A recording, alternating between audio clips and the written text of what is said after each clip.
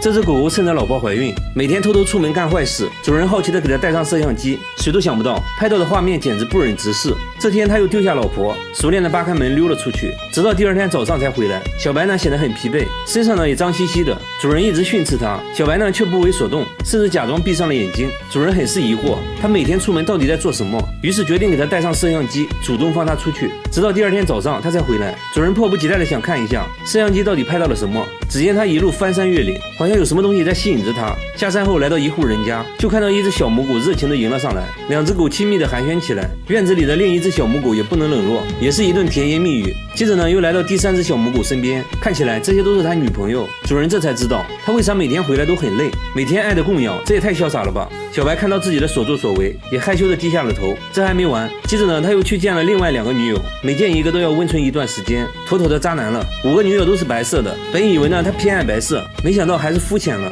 不同肤色的他也毫不在乎。这只小黄狗也是他女朋友，小白自己也看不下去了，直接假装睡着了。妻子小黑很绝望，知道你渣，没想到这么渣。但更夸张的还在后面，主人决定带着小白亲自去见见他的女朋友们。据这家主人说，小白每天都会来，并且呢还跟自家的狗生了一窝小狗仔。不仅如此，小白在其他地方的孩子更多，只要他去过的地方都有他的孩子。没想到啊，在回家的路上，小白又看上了一只小黑狗，说着呢就要去约会，还好被主人及时拉了回来，强行带回了家。主人决心让小白做个好老公，禁止他外出，好好和老婆在一起。为了营造气氛，主人还给他们搭建了婚房，让他们重新培养感情。小白呢显得很沮丧，他的快乐没有了。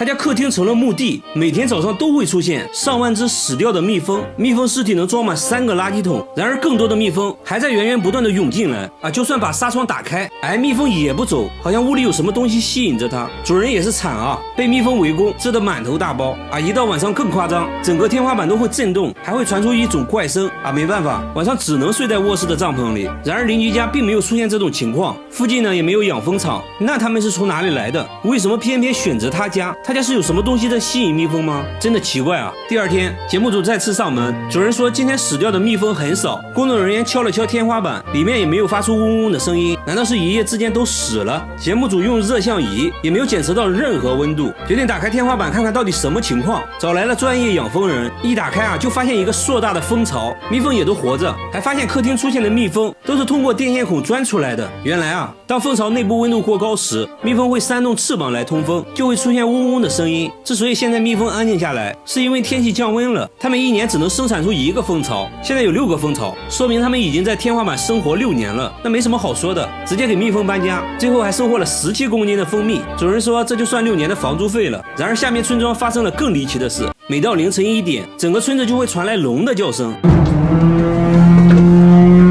村长说声音是从半年前开始的，每到凌晨1点就会准时响起，一直持续到早晨啊！不戴耳塞根本没法睡觉，很多人受不了都搬走了。有村民认为是之前开山采石动了龙脉，而节目组却认为是锅炉的声音，但村长说自己早就检查过了，锅炉一切正常。节目组继续寻找声音来源，这时一个类似的声音传来，来到屋内才发现是缝纫机的声音，但声音非常小。缝纫机表示这个锅我不背，那难道是管道施工惹的祸？但施工队表示从来不会在凌晨施工。一时间关于声音的说法越来越多，听起来也越来越灵异。又来到了凌晨，节目组全体动员，在村中各个角落寻找声音来源，还安装了声纳设备来监控。不一会儿，声音准时响起，大家都指向了同一个地方，正是锅炉所在的位置。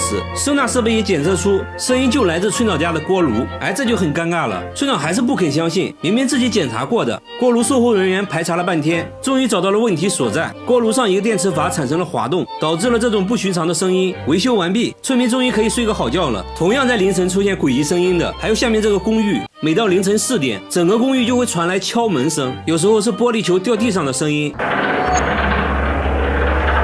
声音是从5年前开始的，每天持续4个小时。声音出现时，整个房间都有回声，墙壁都会震动，很多人都无法安心睡觉，出现了不同程度的神经衰弱。有人干脆在外面租房住，物业也调查过原因，关闭了所有能产生噪音的设备，但最终声音还是没有停止，现在反而变本加厉，什么奇怪的声音都会出现。节目组在公寓不同位置都安装了摄像头。又来到凌晨4点，敲门声再次响起，1小时过后又变成了玻璃球滚动的声音，声音竟然高达90分分贝。要知道啊，地铁站声音也才81分贝。工作人员发现用铁锤摩擦瓷砖产生的声音和玻璃球掉落的声音很像，怀疑是有人故意这样做的。节目组在其他楼层安装了更多的摄像头，想要找到这个人。接下来就是等待声音的出现，但是1晚过去了，完全没有出现任何声音，连续几天声音都没再出现。其实已经没必要再调查了，很明显了，恶作剧的人就在公寓里，至于是谁就不好说了。1个月后，节目组做了个回访，物业表示，自从节目组采访过后，声音就没再出现过，这下都能安心睡觉了。好了，我是岳贝，关注我，每天一个迷惑行为大赏，但是要论肺活量，下面这个大爷还没服过谁。66岁的大爷一口气就能把车胎吹爆，热水袋被他当成气球吹，一口气爆1个，每天都要吹爆100个，这都不算什么。现在他要挑战吹卡车轮胎，另一边是8个人轮流用气筒打气，大爷的轮胎肉眼可见的变大，5分钟计时结束，大爷吹的轮胎已经很鼓了，另一边用打气筒的轮胎却还是扁扁的。大爷不满足啊，他要继续挑战，让节目组在轮胎上放了一个架子，上面又站了20个小伙子，他要在负重的情况下把轮胎吹爆。大爷一阵猛吹，上升的感觉吗？